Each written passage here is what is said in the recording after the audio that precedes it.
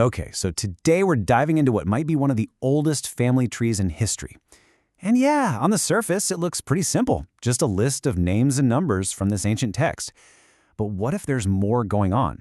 I mean, what if it's not just a list, but a carefully crafted story, a kind of blueprint with a secret purpose? And that's really the question we're going to dig into. This thing is way more than just a boring record of who was related to whom. You can think of it as a story told through data. And like with any good story or even a good song, the most interesting parts are where the pattern breaks. So let's jump in and see how it works. All right, so first things first. To really get what's happening here, you've got to feel the rhythm of the text. The author sets up this super clear, really rigid formula for every single generation. It's like a constant drumbeat in the background, thump, thump, thump, setting the pace for this whole early chapter of history. I mean, what's so wild is just how methodical it is. Take a look at this 4-step blueprint. For almost everyone on this list, their whole life story gets boiled down to these 4 things. You live a while, you have a son. You name that son, you live a lot longer, have more kids. And then, you die. That's it. And here's the perfect example of that pattern in action. You've got Adam, right? The first guy. He lives 130 years, and boom, he fathers Seth. Then he lives another 800 years. And finally, he dies at 930. It's like clockwork. The text just keeps doing this over and over, setting up this really strong, predictable rhythm. But why do that? Well, it's so that we'll sit up and pay attention the moment that rhythm gets broken. So now that we've got that beat in our heads, we're ready to notice when a note is totally off key. And these aren't typos or mistakes, These are the most important parts of the whole list. They're like the glitches in the code that actually contain the real message. And the first break is a big one, a really big one. We get through 6 whole generations, all marching to that same 4-step beat.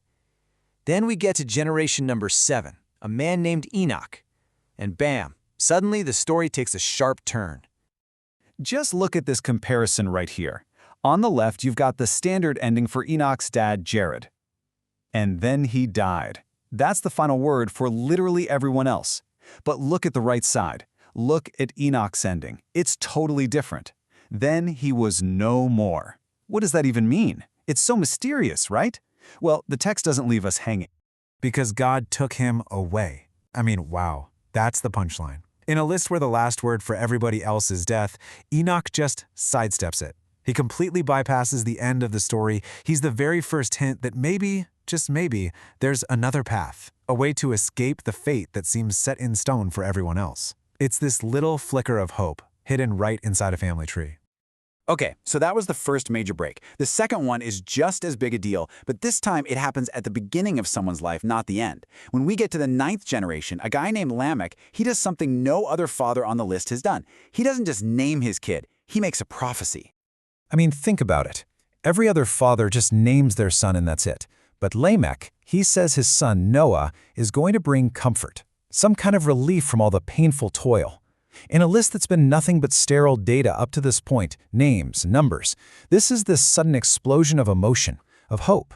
The author is basically painting a giant neon arrow pointing right at this baby, Noah. Okay, let's pause for a second and talk about the elephant in the room, the ages. Come on, it's the first thing everybody notices, right? These people aren't just living long lives. By our standards, they're living impossibly long lives. So let's actually look at the data. 969.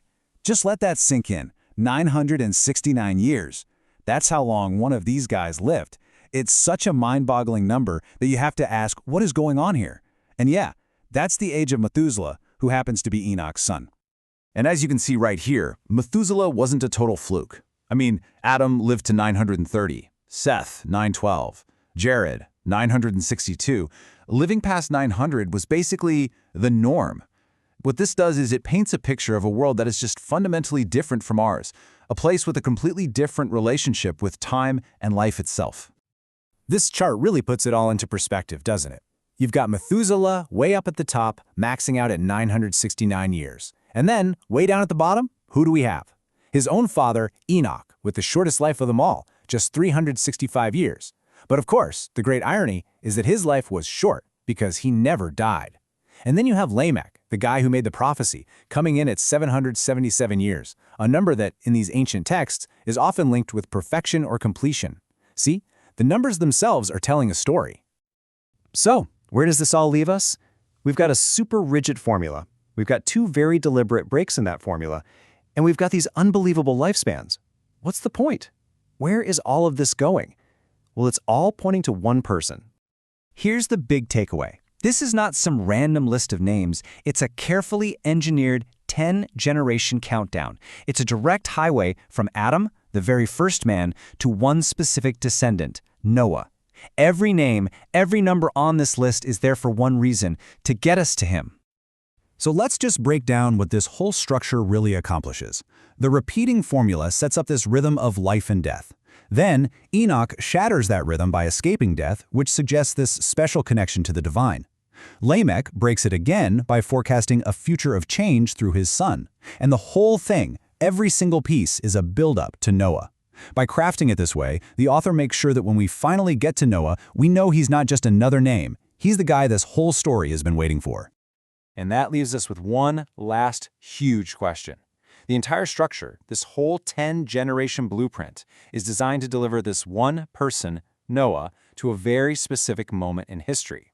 The list isn't just about saving a family line, it's about saving a family line for a reason. So the real question this ancient family tree asks is this: what was on the horizon? What massive event was coming that needed a man like Noah to be there for it?